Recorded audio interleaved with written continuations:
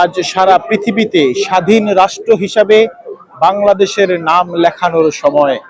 আজ মহান বিজয় দিবস। এই মহান বিজয় দিবস পেতে বাঙালিদের দিতে হয়েছে জীবন, হারাতে হয়েছে সম্ভ্রম। সবকিছু মিলিয়ে আজ বাংলাদেশের আকাশে পতপত করে উঠছে লাল সবুজের পতাকা। এই লাল সবুজের পতাকা পেতে বাংলাদেশের হারাতে হয়েছে অনেক কিছু, বিনিময়ে তারা পেল লাল সবুজের পতাকা। এই লাল সবুজের পতাকা পেতে বাংলাদেশের মানুষের করতে হয়েছে দীর্ঘ 9 মাসের যুদ্ধ। এই 9 মাসের যুদ্ধ করার ফলে তারা পেয়েছে এই লাল সবুজের পতাকা। আজ সেই সংগ্রাম, গৌরব এবং আজকে সেই দিনটি হচ্ছে মানুষের কাছে প্রেম এবং মহান। আজ সকাল থেকেই শুরু হয়েছে স্কুল, কলেজ, বিভিন্ন শিক্ষা প্রতিষ্ঠানে বিজয় দিবস পালনের উদ্দীপনা এবং ভালোবাসা।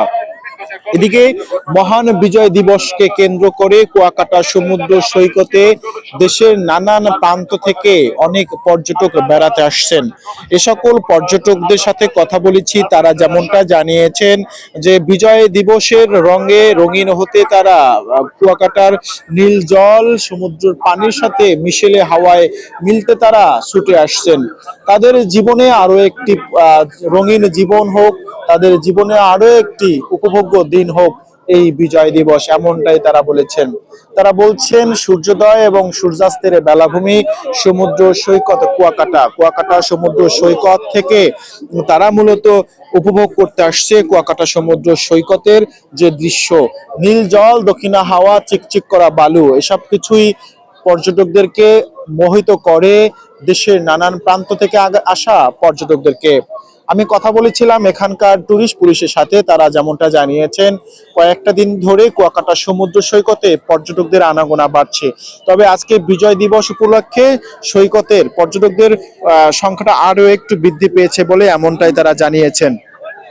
পর্যটকদের সাথে তারা কথা বলেছি, তারা নির্দ্বিধায় কুয়াকাটা সমুদ্র সৈকতে ভ্রমণ করতে আসেন তারা এবং কুয়াকাটা সমুদ্র সৈকতের সৌন্দর্য উপভোগ করেন।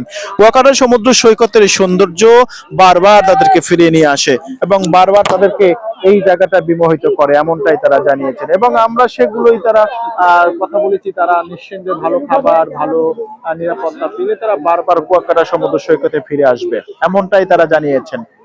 এ ছিল আমার কাছ থেকে কুয়াকাটা সমুদ্র সৈকত থেকে সর্বশেষ।